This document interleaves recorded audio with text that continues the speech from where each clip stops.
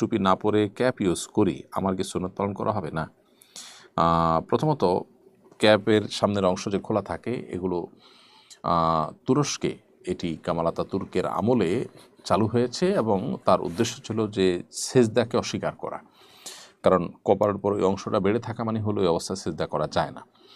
তো সেজন্য এটি সেখানে শুরু হয়েছে বলে সেখানকার পণ্ডিত বিভিন্ন ব্যক্তিবর্গের বিভিন্ন সেশনে, তাদের বিভিন্ন ওয়ার্কশপে আমি তাদের কাছ থেকে শুনেছি। অবশ্য এটি বই পুস্তকের কোনো ভাষায় আলাদা করে দেখিনি, আরবিতে এটাকে কুব্বা বলা হয়।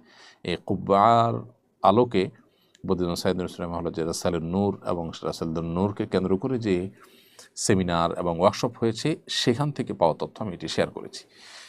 তো যাই হোক, নবী করিম সাল্লাল্লাহু আলাইহি সাল্লামের পোশাক হিসাবে যে অভ্যাসগত বা সুন্নতে আদাহ রয়েছে, এই ক্যাপটা তার আওতায় পড়ে না। এটা সম্পূর্ণ ভিন্ন জিনিস, ভিন্ন সমাজ থেকে এসেছে, ভিন্ন উদ্দেশ্যে এটি এসেছে।